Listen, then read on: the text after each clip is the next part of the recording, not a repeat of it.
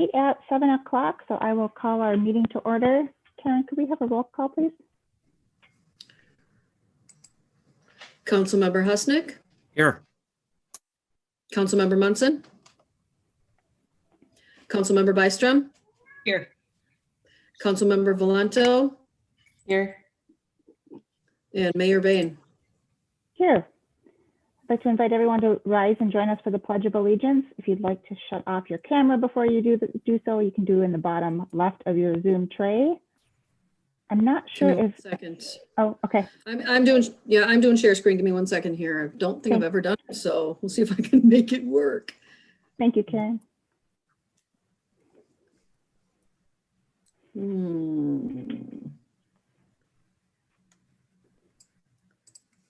Give me 1 second. I'm sorry. I apologize. That's okay.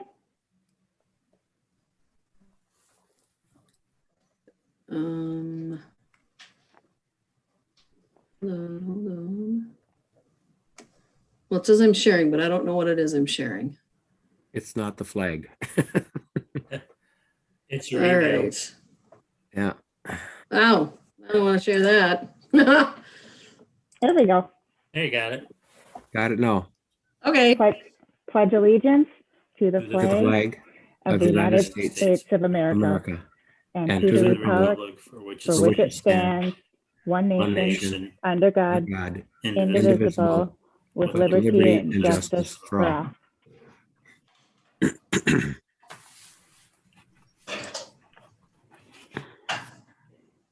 Members of council, we have an agenda before you this evening. We do have one modification for the agenda tonight. The EDA meeting was canceled due to we are close to not having a quorum, and so we, instead of taking some votes on some very slim margins, we canceled tonight's EDA meeting. So because of that, we're going to remove item 7A and bring that back before council at our next meeting. We just want an opportunity to review all of those economics with the EDA team before we bring it before council.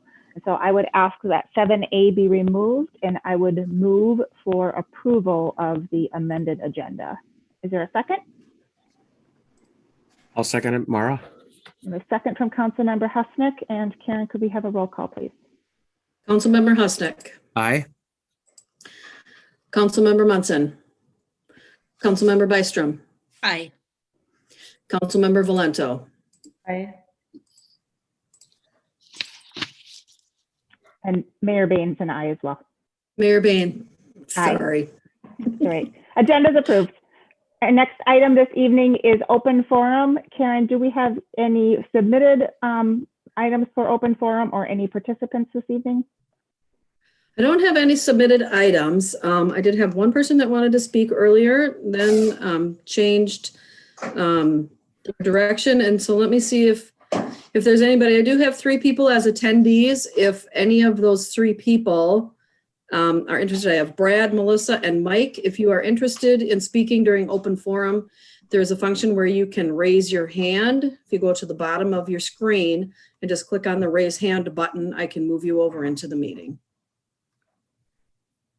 And while we allow time for anyone to choose to raise their hand, I've had a couple questions around open forum. Certainly we can, although we continue to meet remotely, we welcome open forum participants. Those can either be done by submitting a written comment into Karen at City of Forest Lake office, and those comments will be read into the public record, or by appearing in person at this time. And so again, we welcome open forum comments. We're just doing them in this virtual format. So if anyone wants to speak, feel free to do so. Just raise your hand and we'll move you into the meeting. I'm not seeing any on my side, Karen, at yours. All right, we do have open forum. We do have open forum at every council meeting. Our next agenda or our next workshop is on Monday, and our next city council meeting is 2 weeks after that. So feel free to participate at any time. With that, we will close open forum and move on to the consent agenda. Council, for consideration this evening, we have consent agenda items 6A through 6L. I will entertain any changes or a motion. Mayor Bain, I'd like to pull item 6B, please. And I would move that we approve items A and C through L, removing item 6B. Any other changes? Is there a second to my I'll motion? second your motion, Madam Mayor. Madam Mayor. Excellent. We have a motion and a second. And Karen, could we have a roll call on the consent agenda? Councilmember Husnick, Aye. Councilmember Byström, Aye. Councilmember Valento, Aye. and Mayor Bain. Aye. Consent agenda is approved. Our next item is consent agenda item 6B. And Councilmember Byström? I was absent that meeting, Yeah. so I need to abstain. Madam Mayor, Councilmember Husnick. I would make a motion that we approve item 6B in the consent agenda. A motion, is there a second? I will second. Any discussion? Seeing none. Karen, could we have a roll call, please? Councilmember Husnick, Aye. Councilmember Byström, Abstain.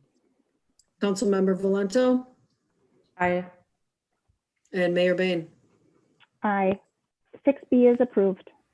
We are going to move on to our regular agenda. And the first item on the regular agenda this evening is Judicial Ditch 4, Regional Stormwater Planning. Ryan, welcome. Good evening, Mayor, City Council.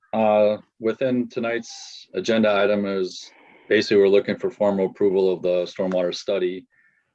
As it was presented to you, no changes have been made. We didn't receive any other questions or follow-up, so hopefully it's pretty straightforward.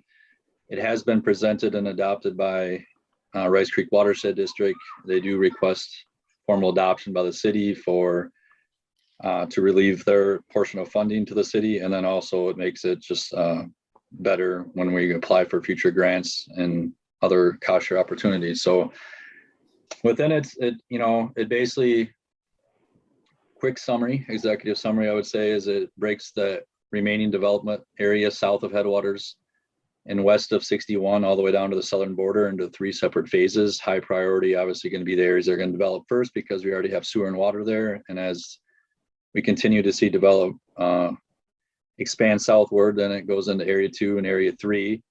The costs in there are very high if you just look at the simple dollar amounts and don't really have the content behind it. Those costs are derived basically from what developers are paying on new construction now. So we have all those costs per acre and can then, simulate it back into a bigger study like it is. You're probably looking at 75 plus years of development here if things even continue the way we're looking today. So if you kind of run those numbers over time, obviously then the number looks a little smaller. But then why it's so big in the southern portion of the city, if you remember in your 2040 comp plan, also within the study, it shows your current land use map and then also your future land use map. You guys basically did an overhaul in that area. So when you think of that high commercial density area that's been now zoned out, you're talking 85% impervious versus, the old residential neighborhood subdivision that you would have had. So that does take account for all that. So, obviously if that ever goes back to residential in the future, it's only going to be easier to probably obtain that development at a lower cost than what's shown in the study, because we're accounting for that high commercial business district that's been designated majority of the whole southern phase 3 area. So that's kind of a quick executive summary for, obviously it's very technical reports, was basically done parallel with coordination with Rice Creek Watershed District, and they provided a lot of comment and direction and things that they wanted to see within it too, to set up for future projects and funding opportunities. And it also identifies some short-term strategies and steps for the city to look at and pursue and talk about, whether it's building projects now or reserving those areas for those future projects, which is a big key component of this study, because this is really the full in-depth, thorough regional planning that we've done in this area, other than just high-level comp plan stuff. So with that, I will open up with any specific questions the council members might have. And if not, then we would look for formal adoption to basically complete the process. Ryan, I have a couple of logistics questions that maybe it makes sense to start with. What is the timeline plan for the study? Am I missing it in here? Like, is there a sequence that talks about sequence of activities, what happens first, and overall timeline for the plan? Well, the plan will be, it can follow probably two pathways, right? There's no right or wrong answer to this. If development pushes forward faster than the city moves, then the development's going to lead those processes. If Right. the city's going to lead the process and be ahead of the developments, we're obviously going to do that with a partnership with the watershed district and applying for grants annually. Yep. You know, there's been some talk about might be our next bonding bill pursuits on the regional pond that's designated in a larger location that could potentially provide economic development with some small minor jobs, but then recreation components to it, then plus set up for regional stormwater so that our facilities are in one spot, and, you know, potentially a larger water reuse system instead of, you know, pulling irrigation out of the well and protecting the aquifers and, you know, keeping the volume up here, because, you know, we're at the top of the watershed. The more water we let go downstream, it just creates more issues downstream, which then become significantly expands the cost of those improvements, because you only can take stuff so fast, because eventually it all drains to the Mississippi River. Right. So if we continue to develop at the rate we did and don't control our own water, us and then everybody downstream between here and the Mississippi, by the time you get down to the lower end of the watershed, you're talking some major infrastructure projects, and that's where then all the dollars in the watershed are going to end up someday, just to have to deal with it. So if we can plan ahead like we did, we can minimize the infrastructure downstream and, you know, look at opportunities up in our area and then keep their dollars in our area too. So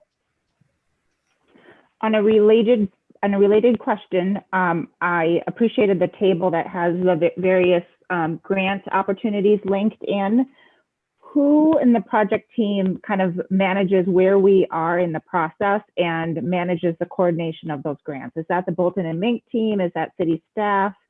I just want to make sure we've got clear lines of who's doing those follow-ups so that we're getting those partnership funding opportunities as we're hitting those milestones. obviously we have a very strong funding group, and they're always sending us emails about when those opportunities are available, and we take those and discuss with city staff frequently. But also when you're talking just water kind of improvements like that, the watershed's going to be very involved too. So we have a number of coordination meetings, throughout the year. We talk at a staff level. Obviously, if we're going to do the bonding bill pursuits, there's going to be, a ramp up for that, just like we've done in the past with some of the other street and pedestrian improvements. So it's going to be an ongoing thing. It's one of those things you might not be successful the first year and you keep improving your application after conversation. Why didn't we succeed this time? So it's like a lot of our trail stuff, we know sometimes we're going to submit and not get it, but there's a purpose to still to submit. We submitted an LRIP grant last week. Our chances, I don't know, because how far out that construction is, where there's other projects that are ready to go right now. But I got in the queue. I'm soliciting the dollars for the project. And if another solicitation comes out, we're just that much more ready to reapply again. And, that's the kind of things that we work on. So it all goes hand in hand, whether it's stormwater or streets, trails. So we're always chasing that pursuit, I should say. And then one more, if I may, sorry, Kathy. There's a lot of costs built into this plan, and I appreciate that visibility. What's our estimated financial commitment tonight? By saying yes to this tonight, how much of that are we biting off, or how much of that is kind of irretractable based on we've said yes to the plan? Well, let's say if you don't adopt the plan as is, then we would have to cover Rice Creek Watersheds District share, which is $30,000. Okay. You have a plan. It's now your choice to whether you want to follow it or not. And the following it over time is going to help minimize the amount of infrastructure that the city owns and maintains. That was the biggest part about doing a regional drainage area. So we don't have a series of ponds in between development here, development there, and then all the separate easements and accesses to get into those spots and clean them out. Now we got one we got larger areas identified. That's also gives a blueprint guideline for the developers to follow. And even as soon as we got this done, they're already currently using the data that we've already just done in preparation of a preliminary plat submittal just in the next area we're talking about, in the headwaters area. So it's already showing some benefits by just being completed, even though we're not pursuing a project right now today. So, and as those projects are identified and come forward, we as council have we will be approving those individually, right? I'm just trying to, okay. I just want to clarify that we're not doing any blanket specific project approvals this evening. This is an approval of the overall plan. And I can't see a reason why one project would move forward without a grant or some offset funding. So, you know, each of those times that we go start that pursuit of funding for those projects, we always often bring those resolutions to the city council. City council is in support of pursuing this grant, and it'll outline the terms of what's required within that grant if you were successful. So, I mean, that's just to start the process, right? So you would know about a project at that point. And moving forward, there's going to be a number of series of things. And then even if you got to the bid, you have the ability to reject the bids if all of a sudden it came in so bad that this is something we can't do now or we're forward.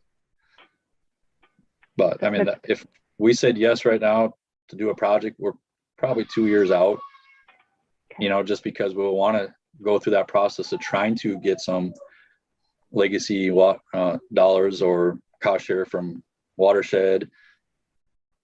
And, you know, with a bonding bill or, you know, chances, we'll want to take our chances at that first too. Because like I said, we're talking 75 to 100 years of probably development down here. If we're moving even at the rate we're moving today. That's how big this area is. That's helpful context. Thank you. I will stop monopolizing. Even to build out that far, we would have to have more water treatment plants just to even serve that capacity. I mean, that's how big of an area we're talking of potential development. Right. Councilmember Byström, I think you had some questions. Yeah, I got several of them answered. Thanks to you. I appreciate that. But I just had another opportunities is pretty impressive. And I'm not sure if you can answer this question, Ryan. Actually, a couple of questions is there potential for overlap with the various funding sources here for, like, say, one project? And then historically, what are we talking range-wise in terms of funding opportunities here? Are we talking 25,000, 250,000? And again, I'm not sure if you can answer that or not, but just curious. We have two specific projects identified there that could be a short-term, you know, moving forward now to deal with flood control and wetland restoration work that you see in there. And when you're talking about overlapping funding, yeah, that's always our goal. I mean, if you just look at the roundabout project at Goodview 97, 6 different sources of funding. Okay. So if that was all just local money, that would have never, ever happened. If it was 2 sources of funding, it would have never happened. Mm-hmm. So the more that we can close the gap, then it makes things more of a reality, because you're only going to get so much money out of your stormwater utility fund, right, to fund something like this. Right. And that would be our funding source for this, unless there was a specific separate something that's probably going to go through a lot of public engagement, and if you were to take that other avenue. But the only way that I see the city funding these financially short term right now is through your stormwater management fund. But typically what we like to do is what we have available that we could put towards a project, that's what we would show in a grant application. That would be our local share.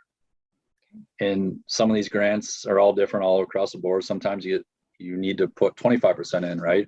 And in that case, that we've been very successful with Rice Creek Watershed District in the past. We've applied for 75% funding. We got it, the stormwater reuse projects. And then the 25% funding we split between them and us. Mm-hmm. So when you take a project that big, and if you can get 75% funding with one grant, and that's a big win. And that's the kind of stuff that's dollars we're talking about in these grants too, with the Clean Water Legacy funds. That's very helpful. I I've written a lot of grants in my day, and oftentimes if you're receiving funding for a project from one source, you can't get it from a secondary source, or you can't fill that gap from a secondary source. So it's nice to know that that could be a potential option there too. So thank you. There's some grants that will specifically tell us that, so we would know not to apply with that, or, but yeah, we've tried to overlapping grants all the time.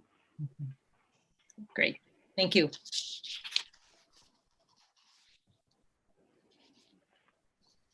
Other questions for Ryan on this topic? Councilmember Husnick. Madam Mayor, I don't know if anybody has any questions. I certainly wait for that. But other than that, I am comfortable to make a motion, which I'll go ahead with the motion because the question can still come afterwards. Mhm. So I'd make the motion that we approve the study that just took place for the judicial ditch. That cover it? Okay. Sam, your mic cut out. Oh, no. I think, can you just say it one more time? Because you sound good now. Okay. All right. I'll try one more time. I'd make a motion that we approve the study that took place for the judicial ditch for regional stormwater planning. A motion, is there a motion from Councilmember Husnick and a second from Councilmember Byström? Any further questions or discussion on this item? Not hearing any. Karen, could we have a roll call, please? Councilmember Husnick, Aye. Councilmember Byström, Aye. Councilmember Valento, Aye. Mayor Bain. Aye, and motion is approved. Our next item this evening is the 2021 Reclamation and Double Chip Seal Project. And Ryan, this is you as well. For City Council, like I said, we'd be back really fast. Last meeting, we were here to authorize plans and specs, and tonight we're looking for approval plans and specifications and authorize ad for bid, which then would set us up for a bid opening March 30th. And we could have possible award at the April 12th meeting, but construction wouldn't be able to start until we get the moisture out of the ground and load restrictions are off, and probably June, July, or August, so even September, we could do the work. Work will go relatively quick, but there's a lot of strategy in this, even though it's a low dollar type of improvement. So the roads that you see on the figure, I'm just trying to provide some background for those of us that are new to this type of work in this project. That's we'll do this one, tentatively have it laid out. We'll do this every 3 years. And then the other two, we'll do the crack filling and seal coating. So the roads that are identified on this figure, that's where all our millings have gone for the last couple of years related to our local street projects. So when we do our local street projects, we generate millings, which is a material that's ground up, bituminous roadway, and it binds really well. And we put that on the gravel roads. So it really helps with the dust on those gravel roads. And it also helps stabilize some of the soft spots out in those areas that we get those frost boils. But it gets so hard over time that we can't even blade it out anymore. So with this project, we come in with a full depth reclamation and scarify that all up, shape it, recompact it, put a nice crown in it, and then we come over the top of it with a double chip seal. So there's two separate, we come through once, you let it heal or set up, then you come through it again. And that basically provides a waterproof membrane on it. So very cheap lineal foot type of work, but it huge reduction in maintenance for public works. And if you can see where all these areas are spread out, you imagine if you had to drive the grader to those in one day to deal with that, that's 2-3 days worth of work by the time they get around to all these spots and actually get them graded, just the areas I'm probably showing on the map. But it then provides, a surface that acts like a bituminous road. Now, obviously, if all of a sudden a bunch of semis came driving up and down it, it's going to do something probably not so well to it. But we tried this a long time ago on Forest Road right in front of the airport.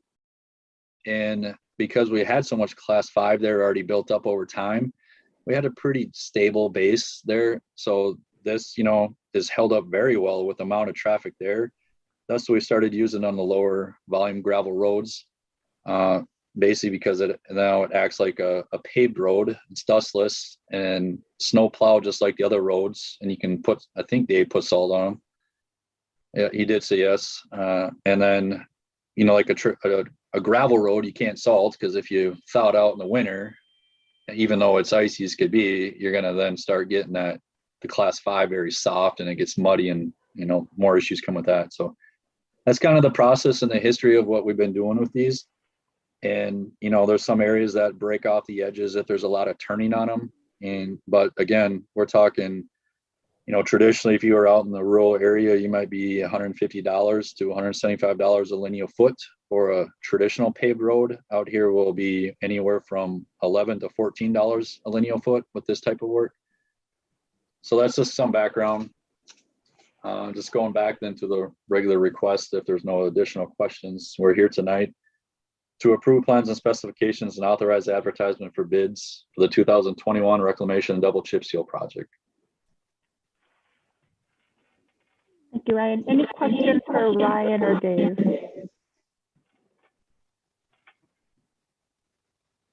Not seeing any. Look for a motion. Mara, if you, Councilmember Hussain. can you hear me now? Yes. As a frequent user of Forest Boulevard, that road has really held up well for what took place there. And so it's really worked out well. And boy, when you talk about the cost of 10%, let's do it. So I don't know if anybody else wants to make the motion. I'll stand aside here if anyone else cares to make the motion. Otherwise, I'll move ahead. And that we, I'll make a motion that we approve the plan specifications, authorize an ad for bid for the 2021 reclamation and double chip seal project. There's a motion. Is there a second? I'll second. We have a motion from Councilmember Husnick and a second from Councilmember Valento. Any further discussion? Seeing none, Karen, could we have a roll call, please? Councilmember Husnick, Aye. Councilmember Byström, Aye. Councilmember Valent, Aye. and Mayor Bain. Aye, motion's approved. The next item this evening is the Public Works Department new employee hires. Dave. Good evening, Mayor and Council. Just here tonight to seek approval on the two hires proposed to you tonight. Just a little background: the utilities position was brought upon or funded through the water study, water supply plan. We knew as we were adding on this water plant 4 that we were going to need another operator. So the rate study included this position, so it was already funded for and accounted for with the rates that have been going up throughout the years.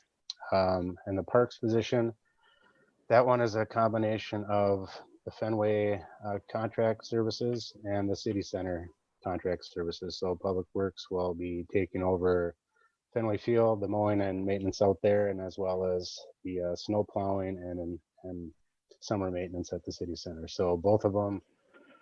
Well, the parks fund and the general fund, it was just basically eliminating 2 contracts and bringing in an FTE, and the other one was planned for through the rate study. So both hires, I think, are going to be great fits. They bring with some great experience, equipment knowledge, and snow removal, which we always like to see that they know how to plow snow, because we tend to do that around here. Unless you have any other questions, I'm just here tonight to seek your approval for the 2 hires. Thank you, Dave. Council, any questions for Dave this evening? And Dave, just quick point of clarification. Was the parks hire part of the budget process, or has this been a change since the conversations have evolved around Fenway and the city center? I don't remember if that was part of budget or not. It was part included in the budget. Okay. It was included in the budget. This was kind of planned out Okay. last year. So Thank you. Any other questions? Councilmember Valento. I don't really have a question. I just want to make or be as transparent as possible. I know one of the hires, Max Capra. He went to high school with me. He's 2 years older than me, and I frequently see him and his family. I wouldn't say we're close friends, and we're definitely not family, but I just wanted to make that abundantly clear to everyone. And to my knowledge, there's nothing in the rules that would preclude me from voting unless there is. I'm all ears. Thank you, Councilmember Valento. Pete, we'll turn that to you. Any on the fly guidance or any comments? Mayor Bain, Councilmember Valento, there is no reason you can't vote on this. It's a matter of personal conscience, whether you feel that your personal relationship to the applicant is strong enough that you're wearing that hat rather than your city council hat when you're voting. And as long as we have 3 people with no conflict who are already voting, likely to approve it, is a non-issue. You can vote. Thank you for that clarification.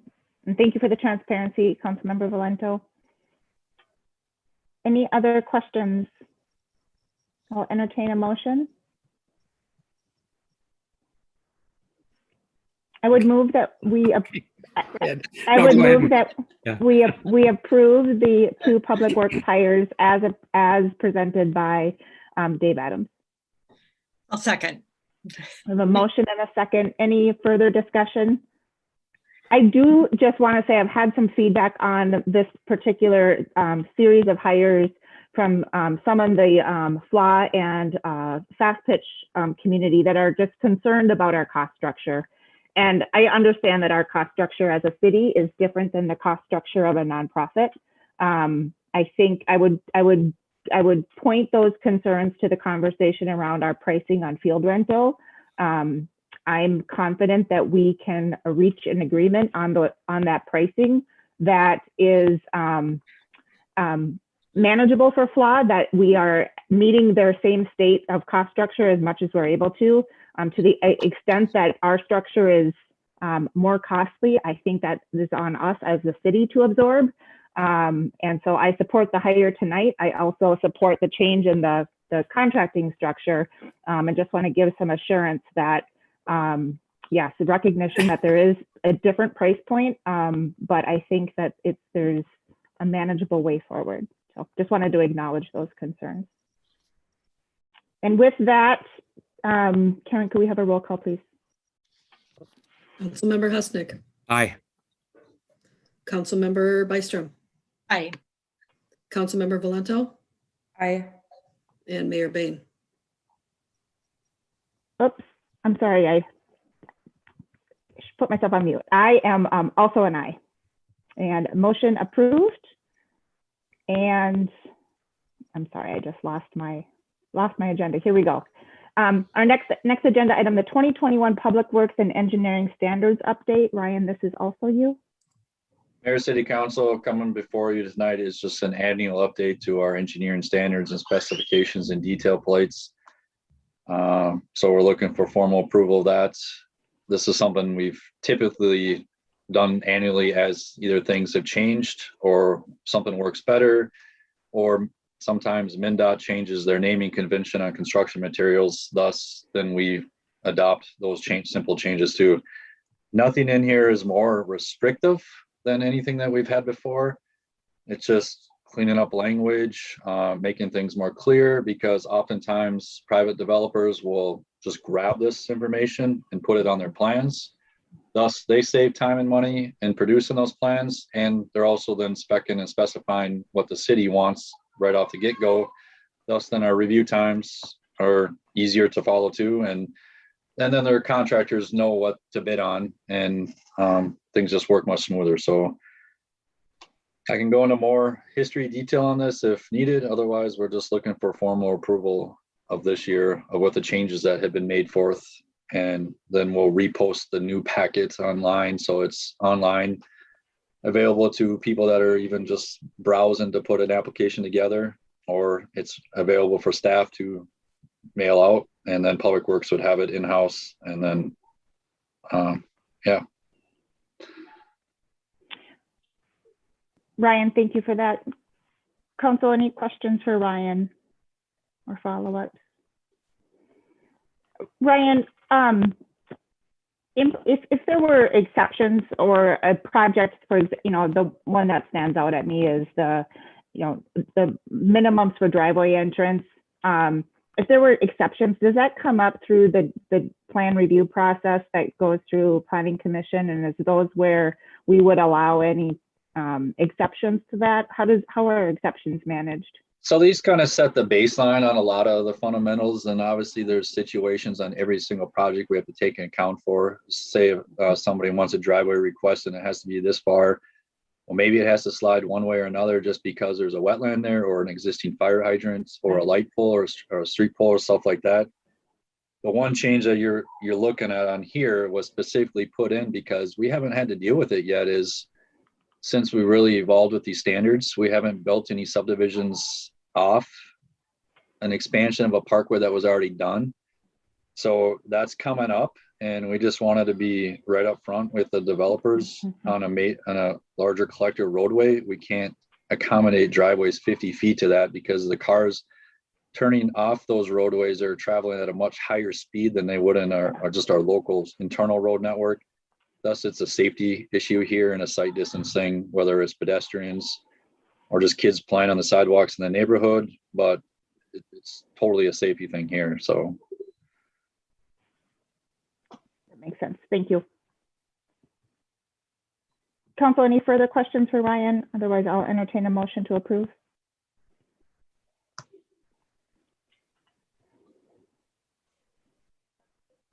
Councilmember Husnick. Madam Mayor, I make a motion that we approve the Public Works Department engineering and standards update. And I just want to make sure I had the wording correct. Very good. I'll We have second. motion from Councilmember Husnick and a second from Councilmember Byström. Any further discussion? Seeing none, Karen, could we have a roll call, please? Councilmember Husnick, Aye. Councilmember Byström, Aye. Councilmember Valento, Aye. and Mayor Bain. Aye. Motion is approved. It is the end of our formal agenda this evening. Let's move into staff updates. We'll start with Patrick and then go to Dan. Yeah, just a couple quick items. Just want to remind the council that next Monday we will be back at the 10-year plan. I think it's the third iteration of that. Ellers will be presenting some updated information. We'll hopefully give you a couple of different scenarios. In addition to that, North Lakes Academy will be attending that meeting as well. They are asking for conduit financing at the tune of $32 million. So we will be going over that and some of the impacts that may cause us or not cause us. So those two are very important things that we will be addressing next Monday night. The other thing is something came up this afternoon about meetings at City Hall and what we're doing there. This initially came out of the economic development that we could have small meetings with 1 to 4, and that still stands.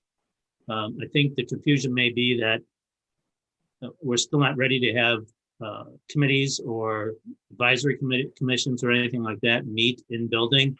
And I think the reason for that is it's not so much if you have a small group of board members or committee members, it's those have to be open to the public. So the possibility of additional people attending those is there.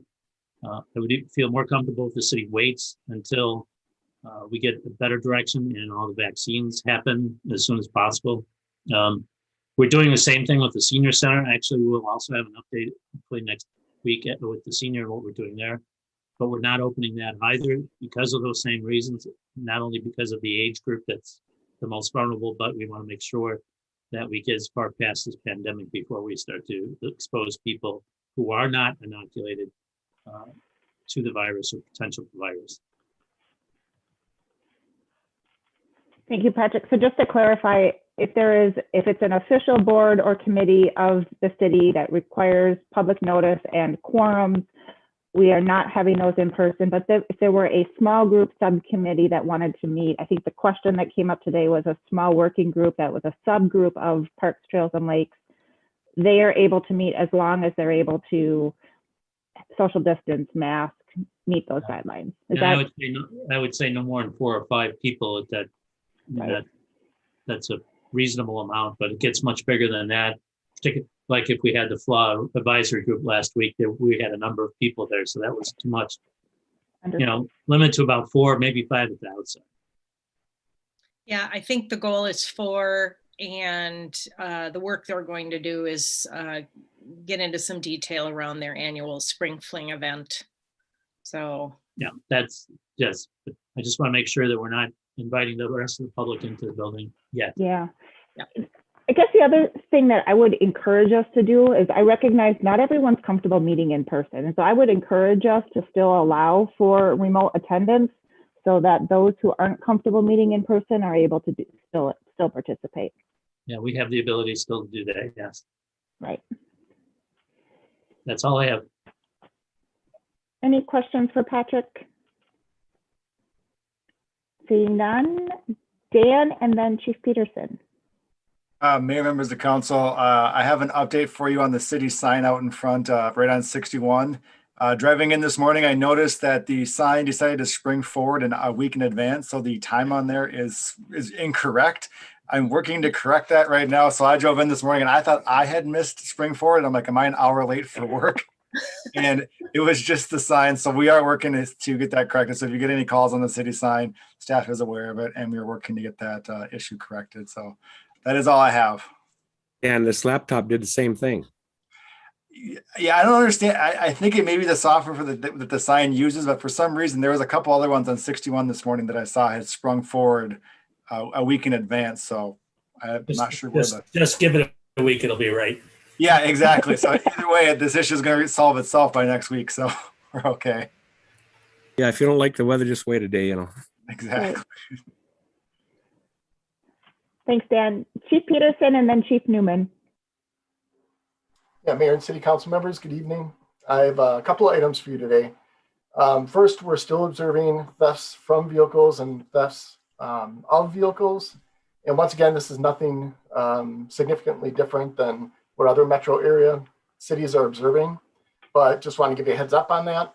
And I also want to mention that our residents have been very good at notifying us about any potential suspicious activity.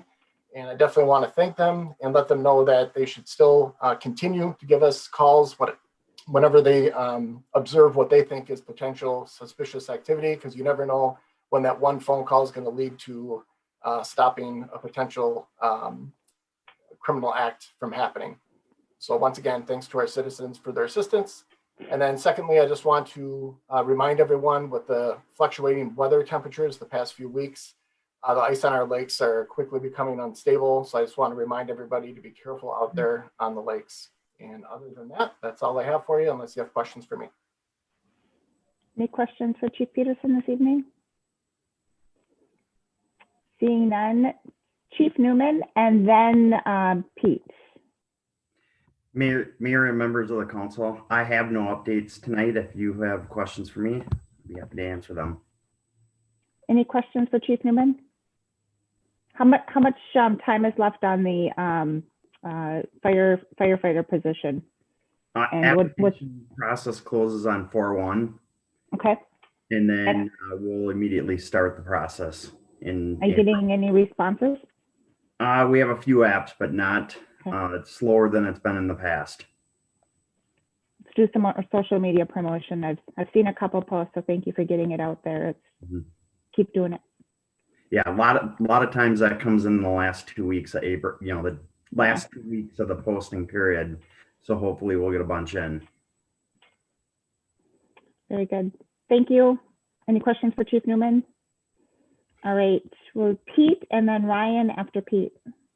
Your Honor, council members, excuse me, I don't have any update tonight, but I'm happy to answer questions. Any questions for Pete? Seeing none, Ryan and then Dave. Mayor, City Council. So last Friday, the public open house was online for County State 8 Highway 33 or Everton Avenue closed Friday. So I know that all of you guys submitted comments and we'll be good to go for what the county will have to read and work through, right? Thumbs up, yeah, maybe. Last week too, we did submit the LRIP application. So we hope to maybe hear something in a month or so, depending on when they get through those. I know they got a number of requests, so they even sent an email out notifying everybody, just don't worry about it if you didn't get a confirmation email back, because it was that many submitted. So it was pretty overwhelming, which is a good thing, because it's going to show the state that there's that many needs out there and they're not obviously going to be able to be met. So hopefully that then pushes legislation to also do other things in the future, short-term future, to help on project funding. Also, I did email this to Karen. Karen will be sending out an email to a lot of you that is basically, it's the 60-day public comment period in the draft watershed plan for Comfort Lake Forest Lake Watershed District right now. So I'll certainly get involved with that, but asking for you guys to get involved and submit any comments on that as well. We have started construction on water treatment plant 2, so that's underway. We already have our first pre-construction meeting scheduled March 29th. Forest Lake Schools will have their pre-con for the athletic improvements at their basically track football field. So that'll be under construction this summer, which will then take that playing surface to an artificial turf area. So it's going to be a huge, very nice upgrade. And we're still waiting to get information from the Met Council on our I&I grant that we'll be submitting here, which will require probably a resolution and letters of support and stuff like that too, that we want to mirror up with a couple projects already in 22. So just a few things that are going on, and load restrictions are on. That means all our city roads are 5 ton right now. So it's going to be kind of quiet, but it's going to be probably a crazy busy construction season. Indeed. Thank you, Ryan. Any questions for Ryan this evening? All right, seeing none. Dave, and then Well, Sandy after Dave. Well, Ryan stole all of my updates, so I can make something up. But no, water plant 2, they did start. So hopefully the plan is to get back online, making water at water plant 2 by Memorial weekend. So it's a tight timeline, but we want to try to have all 3 plants back in operation for the summer. So just adding on to that. But otherwise, I have nothing else this evening. Thank you, Dave. Any questions for Dave? All right, Sandy and then Karen. The only update that I have is just to keep everybody apprised that we are still looking at the utility billing system and implementing that.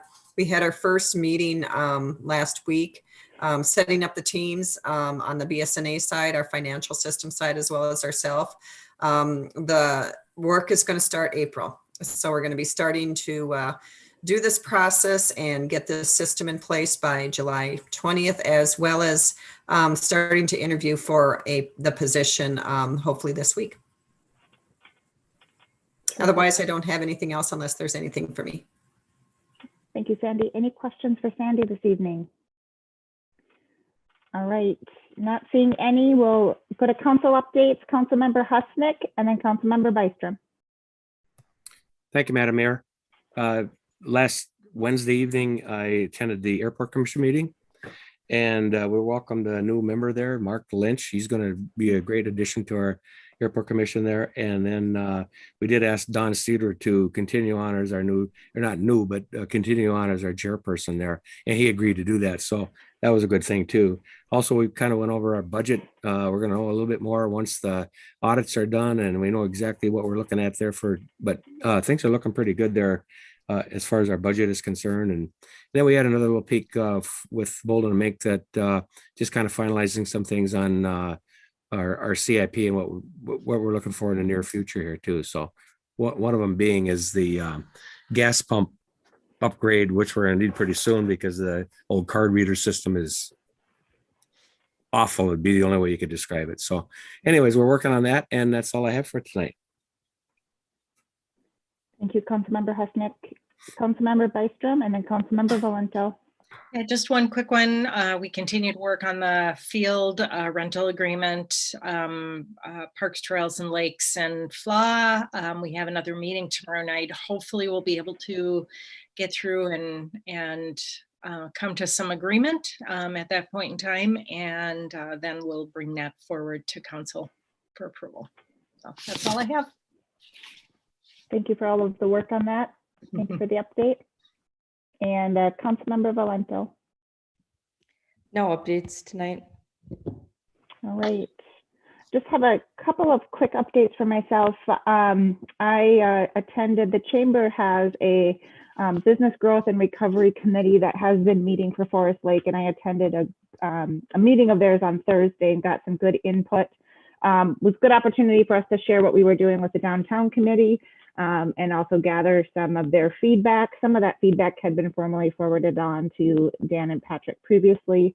and our items that will also go in front of the EDA just for future consideration. There's a mix of long-term project items, things that we would expect to be part of the downtown plan, things like parking, for example, and stormwater management, things that are already part of that, what we're expecting to be part of that plan, as well as some low-hanging fruit items, specifically around, city maintenance of boulevards and roundabouts, and then also some code enforcement items. And I'll circle back with staff on some of those more low-hanging fruit items. Good points of feedback. I think it's nothing, they're items that we've heard before, but I think there's also some things that are actionable there, and really appreciate their time and attention, and had extended the invite for them to participate more formally in the downtown committee of the EDA. And I think we'll see some of that participation as we go forward as well.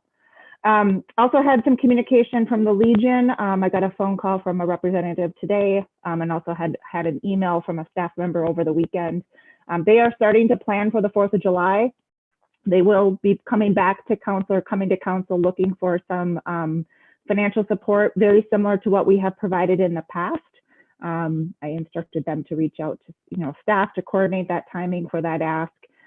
They are being incredibly COVID aware. They know that there's some uncertainty of what things might look like this summer, and are kind of planning things that for a variety of options. And I think they are building some flexibility into their plan.